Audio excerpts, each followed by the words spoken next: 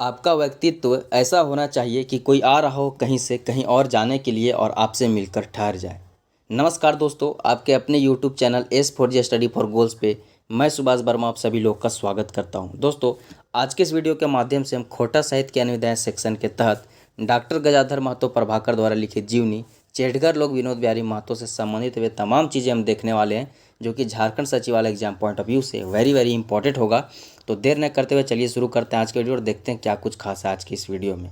सबसे पहले तो दोस्तों मैं बता दूं कि खोटा साहित्य के अनुदान जैसे सीजीएल एग्जामिनेशन पेपर 2 खोटा साहित्य के अनुदान सिलेबस के अंतर्गत जो है आपको जीवनी सेक्शन में विनोद बिहारी महतो से संबंधित 2 जीवनियाँ पढ़नी है। जीवनी एक ही है लेकिन 2 लोगों के द्वारा लिखित जीवनियाँ पढ़नी है। पहला जो कि श्याम सुंदर महतो के द्वारा लिखित है, शीर्षक है विनोद बिहारी महतो। इस पर मैंने ऑलरेडी वीडियो बना दिया है, चैनल पे वीडियो अवेलेबल है, 1 घंटे की वीडियो है और उस वीडियो में विनोद बिहारी महतो से संबंधित तमाम चीज़ें काफ़ी विस्तृत तौर पे मैंने बताया हुआ है। उस वीडियो को आप जरूर देखें। उस वीडियो का लिंक इस वीडियो के डिस्क्रिप्शन के साथ साथ कमेंट सेक्शन में पिन करवा दिया जाएगा। आज के इस वीडियो में हम डॉक्टर गजाधर महतो प्रभाकर द्वारा लिखित चेटगर लोग विनोद बिहारी महतो जो जीवनी है वह देखने वाले हैं और इससे संबंधित चीज़ें देखने वाले हैं। हालांकि जैसा कि आप जानते हैं कि जो चेटगर लोग विनोद बिहारी महतो जो शीर्षक से विनोद बिहारी महतो के ऊपर जीवनी लिखी गई है डॉक्टर गजाधर महतो प्रभाकर के द्वारा, तो इसके लेखक हो गए डॉक्टर गजाधर महतो प्रभाकर। तो जाहिर है कि इनसे संबंधित हमें बेसिक जानकारी, इनके जीवन से संबंधित संक्षिप्त परिचय देख लेना चाहिए, जो कि एग्जाम पॉइंट ऑफ व्यू से इम्पॉर्टेंट होगा। तो दोस्तों, इनका जन्म जो है 11 फरवरी 1952 में साहेदा नामक गांव सिल्ली, रांची में हुआ। इनके माता जी का नाम लाखो देवी, पिताजी का नाम जगन्नाथ महतो है। शिक्षा इन्होंने खोटा से एमए किया है और खोटा लोक कथा एवं विषय विश्लेषण से पीएचडी किया है। ठीक है। कार्य के तौर पे बात करें तो महात्मा गांधी उच्च विद्यालय भुरकुंडा में 1978 से सहायक शिक्षक के तौर पे कार्यरत है। इन्हें खोटा रत्न सम्मान से भी सम्मानित किया जा चुका है। नेक्स्ट दोस्तों, इनके बारे में बता दूं कि इनकी कृतियों की बात करें तो 1988 में खोटा कहानी संग्रह और लघु कथा संग्रह जो है पुटुस फूल और मरीचिका इनके द्वारा है। उसके बाद हिंदी व्याकरण इन्होंने 1995 में की हुई है और समय की पुकार जो कि हिंदी कविता संग्रह, यह भी इनकी ही कृति है। नेक्स्ट दोस्तों, जैसा कि आप सभी जानते हैं कि श्याम सुंदर महतो ने भी विनोद बिहारी महतो के ऊपर जीवनी लिखी है, जो कि पिछले वीडियो में मैंने बताया था। तो श्याम सुंदर महतो, श्याम से भी संबंधित कुछ बेसिक चीज़ें देख लेते हैं जो कि आपके लिए काम आएगा। ठीक है, क्योंकि जीवनी के माध्यम से जो चीज़ें पढ़ेंगे हम लोग तो काफ़ी चीज़ें तो कॉमन है, कुछ कुछ एक आध डिफ्रेंशिएशन के साथ साथ चीज़ें तो सेम ही है। तो श्याम सुंदर महतो का जो जन्म है, श्याम सुंदर महतो श्याम जी का जो जन्म है वह धनबाद में 5 सितंबर 1936 को हुआ था। माता जी का नाम गंगा मणि देवी है और पिताजी का नाम केदारनाथ महतो है। ठीक है। इन्होंने 1960 में संत कोलंबा कॉलेज हजारीबाग से बीए किया है और कार्य के तौर पे कहें तो अकाउंट सेक्शन में जॉब करते थे बोकारो स्टील कारखाना में, वहाँ से सेवानिवृत्त हो चुके हैं, रिटायर हो चुके हैं। मुक्ति डहार जो खंड का है इन्हीं की रचना है और खोटा लोकगीत जो गीत संग्रह इन्हीं की रचना है। यह कुछ बेसिक चीज़ें थी दोनों राइटर से संबंधित, जो कि आपके लिए याद करना काफ़ी इंपॉर्टेंट है। आप स्क्रीनशॉट कर लो, अदरवाइज इस वीडियो का जब पीडीएफ आपको टेलीग्राम के माध्यम से मिलेगा तो वहाँ से आप नोट कर लीजिएगा या पढ़ लीजिएगा, काफ़ी इंपॉर्टेंट चीज़ें थी। चलिए अब हम डायरेक्टली कहानी शुरू करते हैं, जीवनी शुरू करते हैं, जिसको डॉक्टर गजाधर महतो प्रभाकर ने लिखा हुआ। इसी प्रकार जो कि श्याम सुंदर महतो श्याम के द्वारा लिखी गई थी कहानी, उसे भी मैंने लाइन बाय लाइन पढ़ाया था विथ बेसिक जो एक्स्ट्रा नॉलेज था उसके साथ। ठीक है। अब जैसा कि यहाँ पे शीर्षक है कि चेटगर लोग विनोद बिहारी महतो, तो सबसे पहले हम शीर्षक में लिखित शब्द चेटगर को जानेंगे। चेटगर मीन्स एक्चुअली होता क्या। देखिए सीधा सीधे अगर एक वर्ड में जाने तो चेटगर मीन्स होता है कॉन्शियस। ठीक है। कॉन्शियस मीन्स आप ऐसे समझ सकते हैं अवेयर, मतलब कि सचेत या जागरूक व्यक्ति। तो सचेत और जागरूक, बहुत ही जागरूक व्यक्ति थे विनोद बिहारी महतो, जिन्होंने पूरी समाज को भी बाद में जागरूकता समाज में फैलाई। तो चलिए हम कहानी को देखते हैं। अच्छा, कॉन्शियस शब्द आ गया तो कॉन्शियस से संबंधित मैं एक बात बता दूं कि द पावर ऑफ सब conscious mind bye Joseph Murphy एक पुस्तक है, उसे आप पढ़े, वह काफ़ी अच्छी बेनिफिशियल पुस्तक है। ठीक है। अच्छा, हम यहाँ पे बात करते हैं, सबसे पहले इस पहली पैराग्राफ से शुरू करेंगे। तो झारखंड आंदोलन के अगुआ विनोद बिहारी महतो कर जन्म गांव बड़ादहा प्रखंड बलियापुर जिला धनबाद कर एगो किसान परिवार में 23/9/1923 ईस्वी हेल रहे। इनकर बापे के नाम महेंद्र महतो उर्फ माहिंदी महतो, माय मंदाकिनी देवी और बहू फूलमणि देवी है। अब देखिए पहला पैराग्राफ में आपको बताया जा रहा है कि यह झारखंड आंदोलन के अगुआ नेता थे, जिनका जन्म था बड़दहा नामक गांव में हुआ था, जो कि बलियापुर प्रखंड मतलब बलियापुर ब्लॉक डिस्ट्रिक्ट धनबाद के अंतर्गत था। यह कुर्मी किसान परिवार से बिलोंग करते थे और इनका जन्म 29/9/1923 ईस्वी में हुआ था। यह कुछ बेसिक जानकारियाँ जो कि आपको एकदम याद रखना, एग्जाम में सीधा सीधा पूछा जाएगा। इनके पिताजी का नाम महेंद्र महतो था उर्फ माहिंदी महतो के नाम से भी इनके पिताजी को जाना जाता था और माँ का नाम मंदाकिनी देवी था और पत्नी फूलमणि देवी थी। यह काफ़ी बेसिक इसेंशियल नॉलेज था जो पहला पैराग्राफ में आपको दिया गया। इतना चीज़ें आपको एकदम रट लेना है इनके बारे में। नेक्स्ट है कि इनके शिक्षा के बारे में आपको बताया गया है। तो इनके शिक्षा के से जुड़ी हम चीज़ें देख लेते हैं कि गाँव देहात छुआ तनी देरी से पढ़ोहत, संगे संगे उपहर पढ़ाई में तनी कम ध्यान जाए। यहाँ पे बताया जा रहा है कि गांव देहात में जो बच्चे होते हैं थोड़ा लेट से पढ़ाई शुरू करते हैं और पढ़ाई पे उनका थोड़ा कम ध्यान होता है, और इसीलिए इनका जो पढ़ाई था 8 वर्ष की उम्र में शुरू हुआ। ठीक है, आगे है कि छुए पहर से पढ़े में तेज रहत, क्लासे फर्स्ट लाउनत और मिडिल 7th क्लास बोर्ड परीक्षा पूरा मानभूम जिला टॉप करला। तखन धनबाद मानभूम जिला का सब डिवीजन रहे, और उसके टॉप करने के बाद जो इनकी छात्रवृत्ति 5% मिले लागत।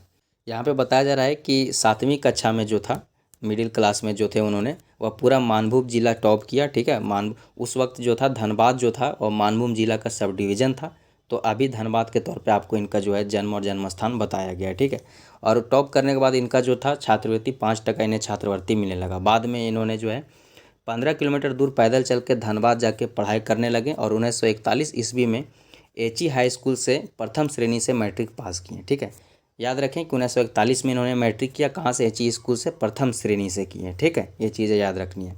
उसके बाद इनकी पढ़ाई रुक गई और धनबाद कोर्ट सप्लाई विभाग क्लर्क नौकरी करने लगे। उसके बाद 10th के बाद मैट्रिक के बाद इनकी पढ़ाई रुक गई और धनबाद कोर्ट में सप्लाई विभाग में क्लर्क की नौकरी करने लगे।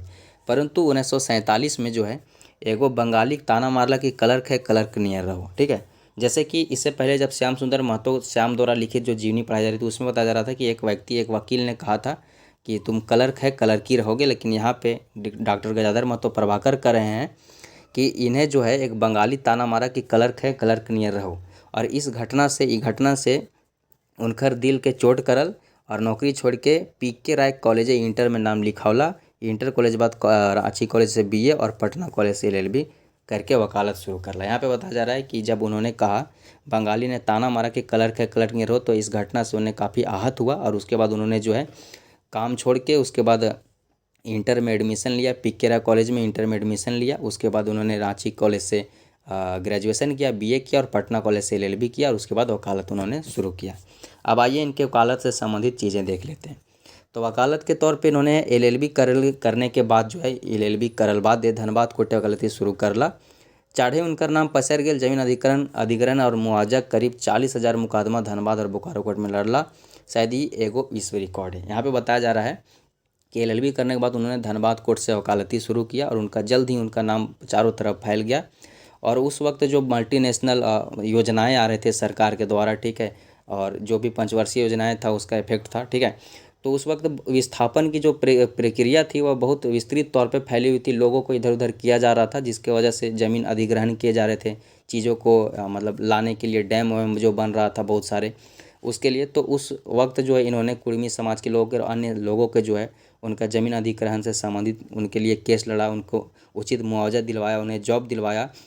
और कहा जाता है कि उन्होंने लगभग 40,000 प्लस लोगों का जो है केस लड़ा था। कईयों का लिए मुफ्त लड़ा और वाजिब दाम लेते थे, जिसको जितना मर्जी है दो नहीं दो नहीं दो, ऐसा था। ठीक है, और यह बताया जा रहा है कि उन्होंने जो यह 40,000 प्लस केस लड़ा था ज़मीन अधिग्रहण और मुआवजा के लिए, यह एक प्रकार का विश्व रिकॉर्ड है। ठीक है, यह बताया जा रहा है कि विश्व रिकॉर्ड इसे कहा जा सकता है।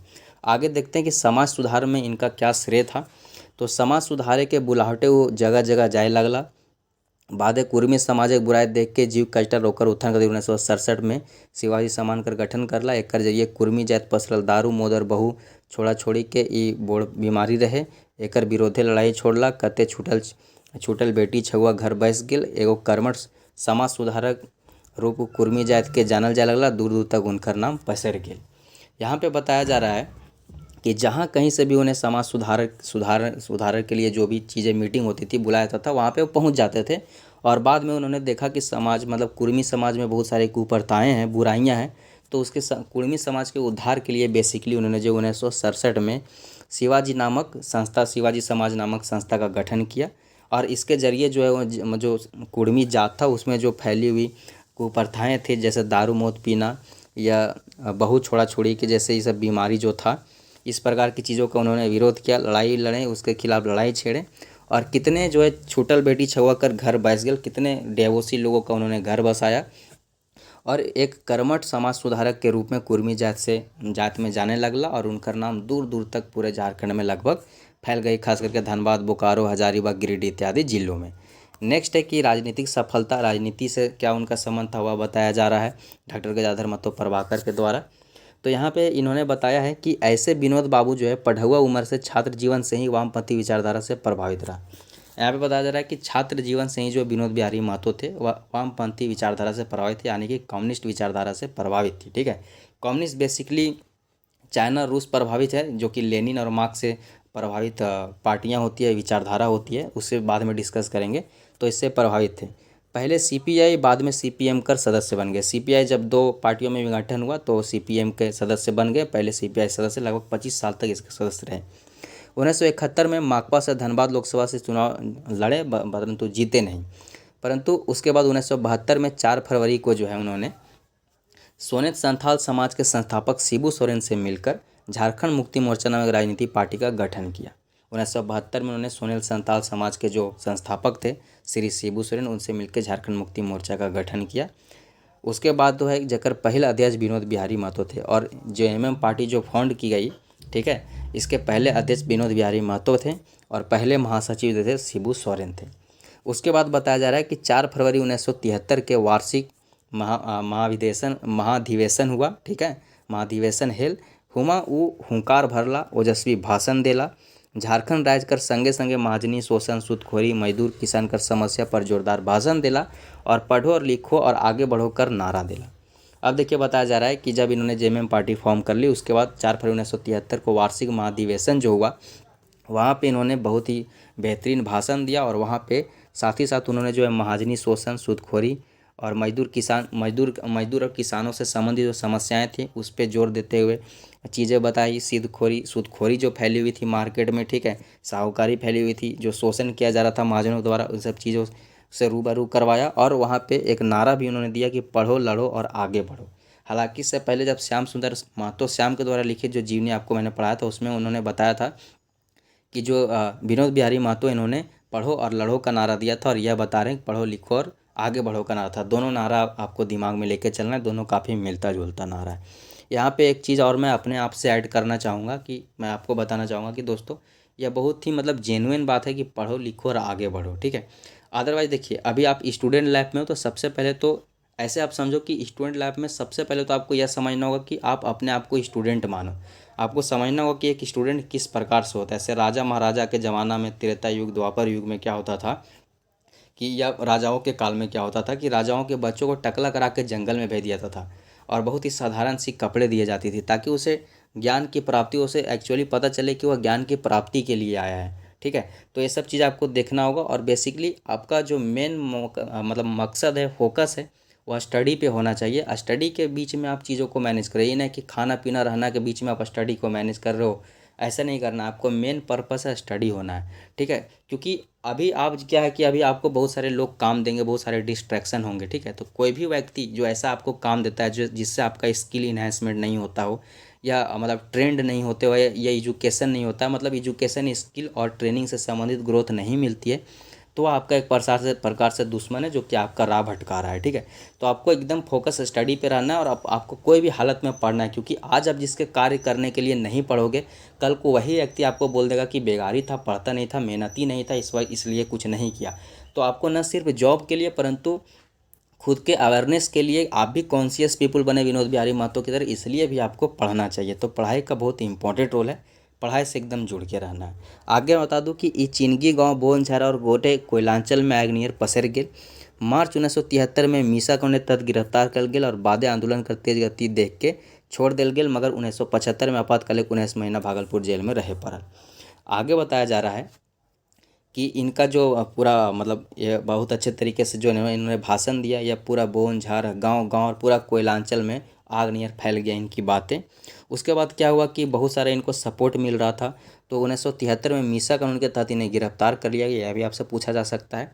और आगे क्या है कि बाद में जब आंदोलन जब और तेज़ हो गया, क्योंकि जितना इनको सरकार दबाने की कोशिश की, लोग और इनके समर्थन में आ गए, और जब एक बार इन्हें जेल लिया गया तो बहुत मतलब 5,000 या 50,000 लोग जो है इनके समर्थन में जो है जेल को घेर लिए थे। उसके बाद इन्हें भागलपुर जेल शिफ्ट किया गया था, तो इसके वजह से इन्हें छोड़ दिया गया बाद में। लेकिन 1975 में जो था आपातकाल के दौरान 19 महीना तक ये भागलपुर जेल में रहे थे, इतना आपको याद कर रखना है। ठीक है, आगे यहाँ पे बताया जा रहा है कि 1980 में पहिल जिग झामो से विधायक टुंडी से, दूसरा चीज 1985 में सिंदरी से और 1990 में फिर टुंडी से विधायक बनला। ठीक है, ये देखिए झामुमो के सीट पे चुनाव लड़े क्योंकि इसके अध्यक्ष तो यही थे। 1980 में यह टुंडी से विधायक बने, 1985 में सिंदरी से विधायक बने, 1990 में फिर टुंडी से विधायक बने।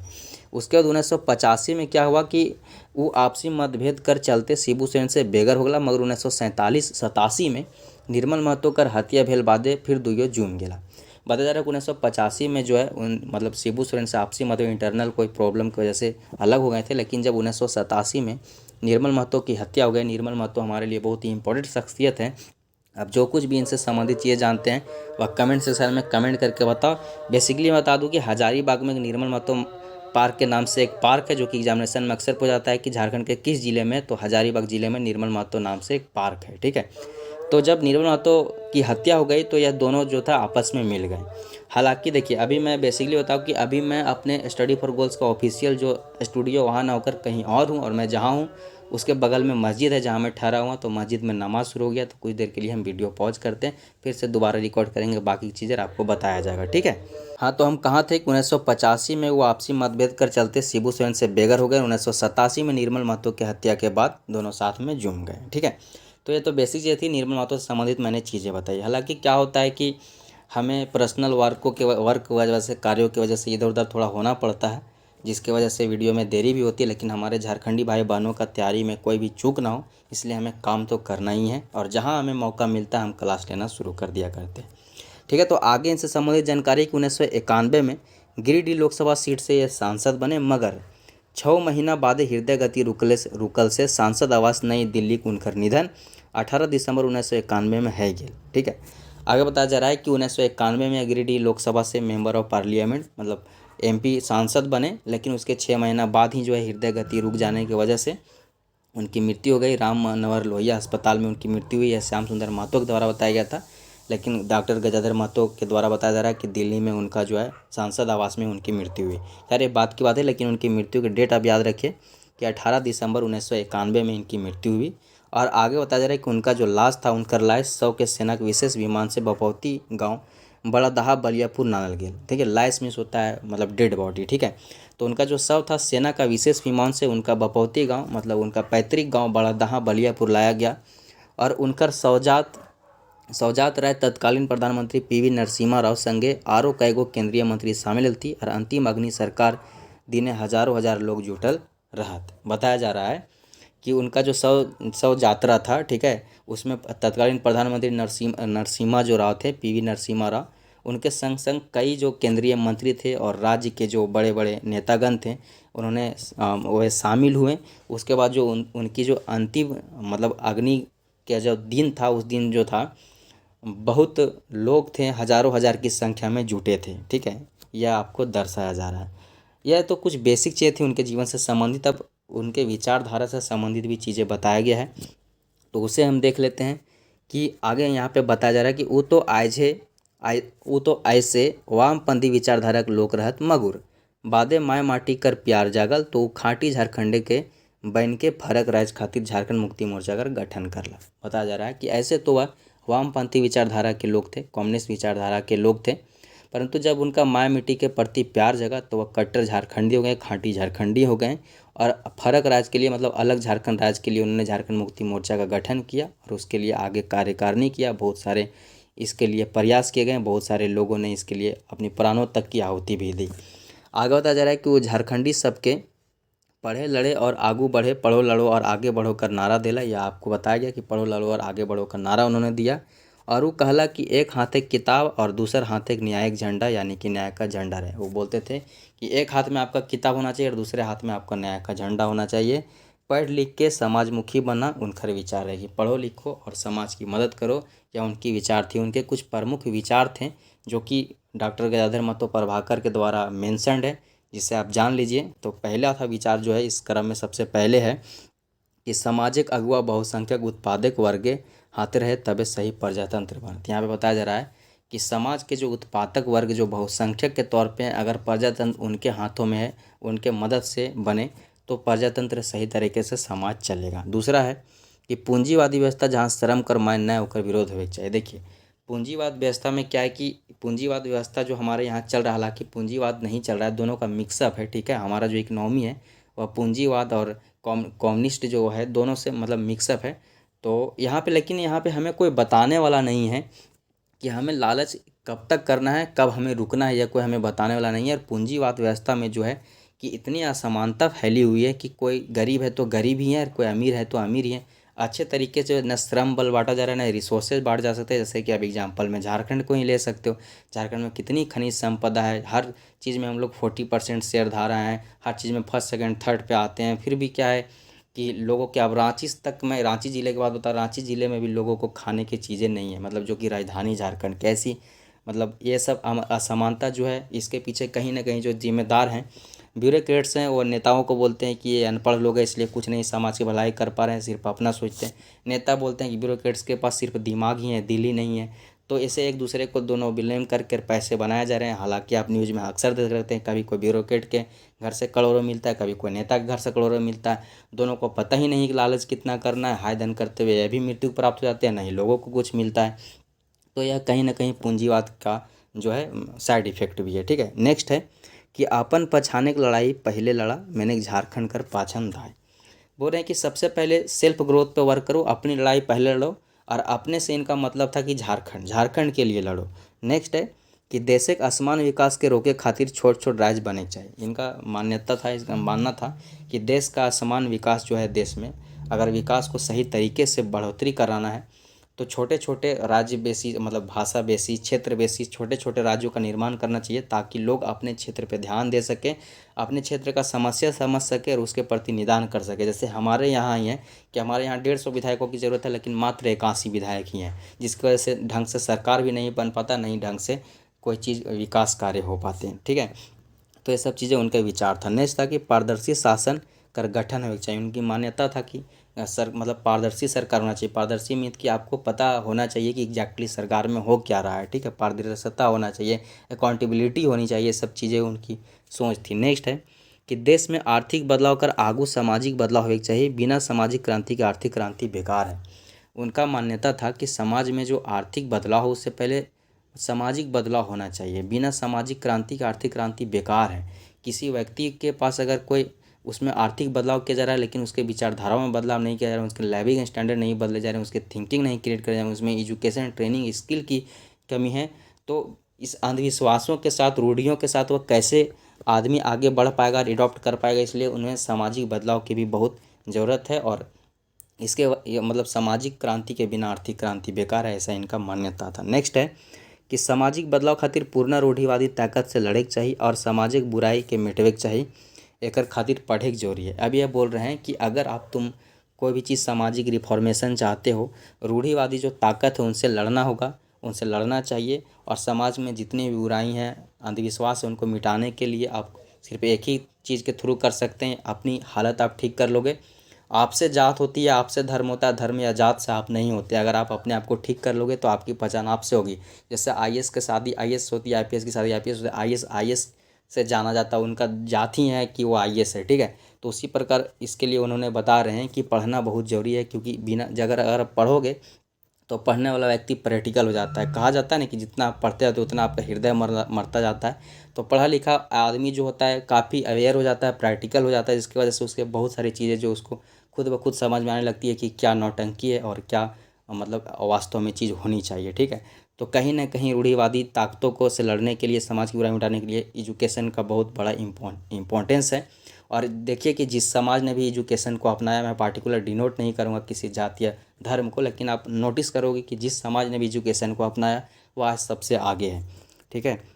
नेक्स्ट है कि विनोद बाबू कथनी और करनी में फ़र्क न रहे, बातें विश्वास करो वाला। उनका कहना था कथनी और करनी में वह विश्वास नहीं कर, मतलब बोलते थे कि उनका मानना था कि जो कहो वही करो, ठीक है। यहाँ पे वो बोल रहे हैं, देखिए यहाँ पे कि जो कहो वही करो, एक बार जो ठान लिया तो ठान लिया, सिद्धांत के प्रति आस्था कमिटमेंट ही असली बात है। उनका कहना है कि कमिटमेंट और मतलब जो भी आपका कार्य है जो आप ठान लिए हैं, उस सिद्धांत के प्रति आपका आस्था और आपका कमिटमेंट, आपका कंसिस्टेंसी, उसके प्रति ईमानदारी, ये सब चीज़ें जो हैं आपका मैटर करता है। एक बार जो ठान लो उसको करो। चाहे आगे बताते हैं कि कथनी के सरजमीन पर करके दिखाओ, इसके लिए जोखिम उठाओ, कथनी और करनी में फ़र्क नहीं होना चाहिए। बोल रहे हैं कि एक बार जो आप डिसाइड कर लिए उसके लिए उसे सरजमी पे ला के दिखाओ, उसके लिए जो भी जोखिम उठाना पड़े उसे करो, कथनी और करनी में फ़र्क नहीं होना चाहिए। आपको बहुत सारे टीचर नाउअडेज आपको एग्जाम मतलब आपको ऐसा ज्ञान देंगे कि आप क्या पगला जैसा रहो, बन के रहो पगला, सैगरी और सैरली लो, पूरा ऐसा करके कहावत होते हैं, ठीक है। मतलब बन के रहो पगला, काम करेगा अगला, ऐसा। तो लोग मतलब बहुत सारे टीचर सजेस्ट करते हैं कि तुम पागल जैसा रहो और अपना अंदर पढ़ते रहो, फिर अचानक से सक्सेसफुल हो जाओ। ऐसा नहीं है। और बहुत सारे लोग आपको ये भी बोलते हैं कि सबको बोल दो कि मैं ये कर रहा हूँ, ताकि फिर आपको मजबूरी में करना पड़े। ऐसे कोई मतलब चीज़ें नहीं हैं। आप अपने तरीके से भी चीज़ों को कर सकते हो। और सबसे बेसिक चीज़ है कि आप वादा नहीं करो, वादा नहीं करना चाहिए, किसी को सपने नहीं दिखाओ। एक्सपेक्टेशन जब किसी का नहीं फुलफिल होता है तो उसे बहुत बुरा फील होता है। ये एक प्रकार का पाप है कि किसी को एक्सपेक्टेशन क्रिएट करवा देना। तो इसके लिए आप कोई काम करो, उसके बाद लोगों को बताओ, और जो कहो वो उसके करने की कोशिश करो, उसके प्रति ऑनेस्ट रहो। तो मैं इस चीज़ से बेसिकली बचता हूँ। मैं मतलब पहले कर ही लेता हूँ, तभी बोलता हूँ आप भी ऐसा करिए, करने का कोशिश करिए।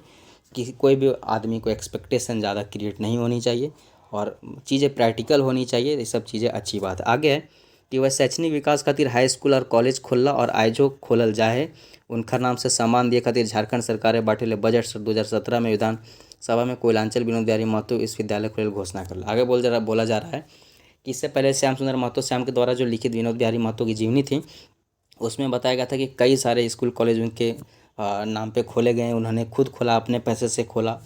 कितने खोला था, अगर आपको याद है तो आप कमेंट सेक्शन में कमेंट करिए। यहाँ पे बताया जा रहा है कि उनके नाम पे बहुत सारा स्कूल कॉलेज खोला गया, उन्होंने खोला और आज भी खोला जा रहा है। और उन्हें झारखंड सरकार उन्हें उचित मतलब सम्मान देने के लिए क्या है कि 2017 के बजट सत्र में जो है विधानसभा में कोयलांचल विनोद बिहारी महतो विश्वविद्यालय खोलने की घोषणा भी की थी। यह आपको याद रखना चाहिए क्योंकि काफ़ी इंपॉर्टेंट पॉइंट है। अंततः उनके बारे में बताया जा रहा है कि भले विनोद बाबू जी, उन्हें प्यार से बाबू कहा जाता था, सम्मान से बाबू कहा जाता था विनोद बिहारी महतो को, यह भी याद रखें।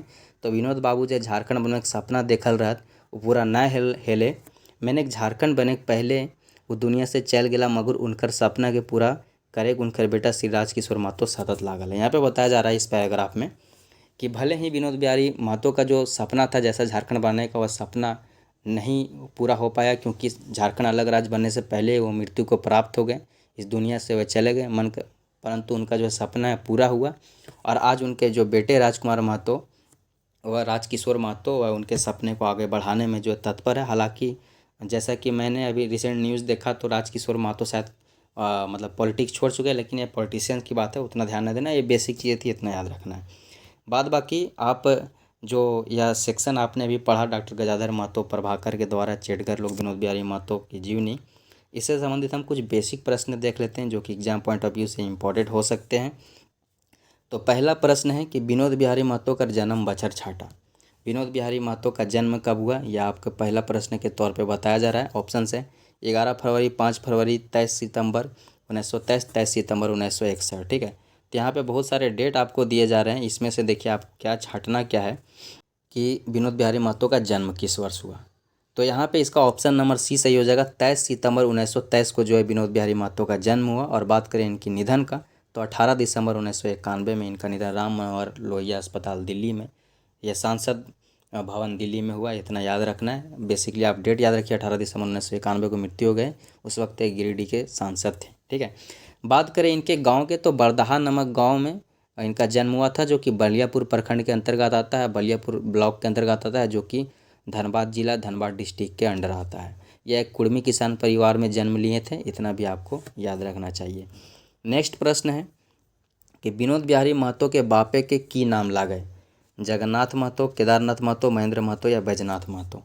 तो इनके पिताजी का नाम था दोस्तों option number C Mahendra Mahato, ठीक है। इनके पिताजी का नाम महेंद्र महतो था और इनके पिताजी का लाइज भी था, मतलब और भी नाम थे। तो इनके पिताजी को जो था महेंदी महतो के नाम से भी जाना जाता था। बात करें इनके माताजी और इनकी बहू का भी नाम, इनकी पत्नी का भी नाम पूछा जा सकता है। तो इनकी माताजी का नाम मंदाकिनी देवी था और पत्नी का नाम फूलनी देवी था। मैं आपको सब सारी चीज़ें लिख के भी समझा सकता था, लेकिन आप मेरा वीडियो शेयर ही नहीं करोगे, हमारा रिसोर्स ही नहीं बढ़ेगा, तो मैं क्या ही करूँ, ठीक है। नेक्स्ट तीसरा प्रश्न है कि कुर्मी समाज के उत्थान खातिर विनोद बिहारी महतो कखन शिवाजी समाज कर गठन करल थी। तो विनोद यहाँ पे आपके समझ ऑप्शन है। ऑप्शन नंबर है 1967, option number B 1971, option number C 1972, option number D 1991। तो इसका सही उत्तर हो जाएगा ऑप्शन नंबर जो है ये 1967 में जो है उन्होंने जो है कुड़मी समाज में फैली कुप्रथाएं थे उनको दूर करने के लिए शिवाजी समाज का गठन किया था। इनसे संबंधित कुछ और चीज़ें जानिए कि इन्होंने कुड़मी समाज में फैली या अन्य लोगों में जो फैली थी उनके लिए ज़मीन विवाद था, जो ज़मीन अधिग्रहण था उनसे संबंधित 40,000 प्लस लोगों के लिए मुकदमा धनबाद एवं बोकारो कोर्ट में लड़े थे। यह भी एक प्रकार का विश्व रिकॉर्ड माना जा सकता है, याद रख सकते हैं। साथ ही साथ 1980 में वह टुंडी से विधायक बने, 1985 में सिंदरी से विधायक बने, 1990 में फिर टुंडी से विधायक बने, 1991 में गिरिडीह से सांसद रहे। 1991 से लगभग दिसंबर में इनकी मृत्यु हो गई थी, लगभग 1 वर्ष तक सांसद भी रहे थे। तो इतना 1991 में ही बने थे, मतलब जनवरी फरवरी में लगभग, और दिसंबर में मृत्यु हो गए। नेक्स्ट चौथा प्रश्न है कि झारखंड मुक्ति मोर्चा नामक राजनीतिक पार्टी गठन बछर की है? 1972, 1973, 1980 या 1985? तो इसका उत्तर होगा दोस्तों ऑप्शन नंबर है 1972 में जो था जेएमएम पार्टी का गठन किया गया था। इसके फाउंडर 3 लोग थे।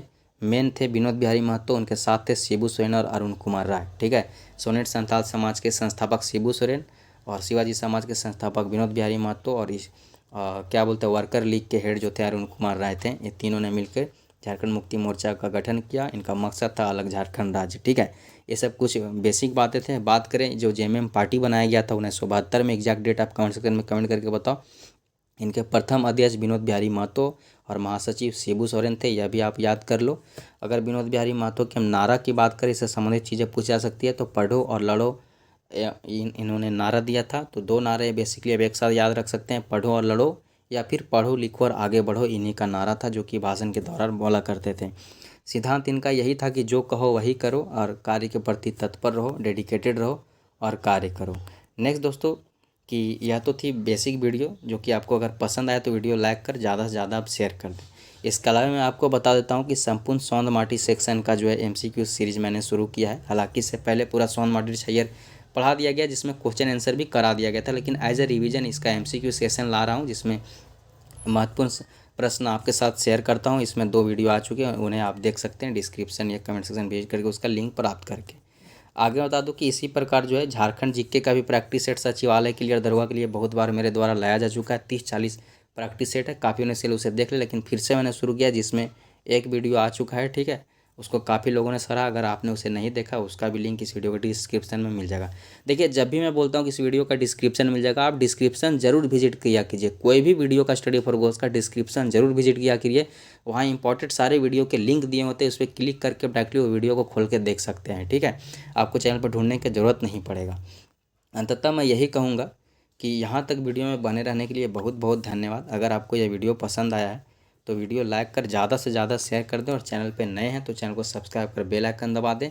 अगर अभी तक आपने हमारे टेलीग्राम के थ्रू नहीं जुड़ा तो टेलीग्राम पे हमारा चैनल सर्च करके टेलीग्राम से जुड़ जाएं। टेलीग्राम पे आपको फ्री क्विजेज़ मिल जाएंगे, सारे वीडियो का PDF और लिंक मिल जाएगा। और अगर आप सही तरीके से प्रिपरेशन करना चाहते हैं अपने JSSC या JPSC का, तो स्टडी फॉर गोल्स का ऐप आप डाउनलोड कर सकते हैं। एंड्रॉयड ऐप है S4G स्टडी फॉर गोल्स के नाम से, जो कि आपको प्ले स्टोर पे मिल जाएगा, जहाँ पे आपको बहुत सारे कोर्सेस मिल जाएंगे। खोटा के संपूर्ण खोटा, Nagpuri, current affair, Jharkhand GK, JSSC से संबंधित अन्य चीज़ों का प्रिपरेशन के लिए वहाँ पे आपको कोर्सेस मिल जाएंगे।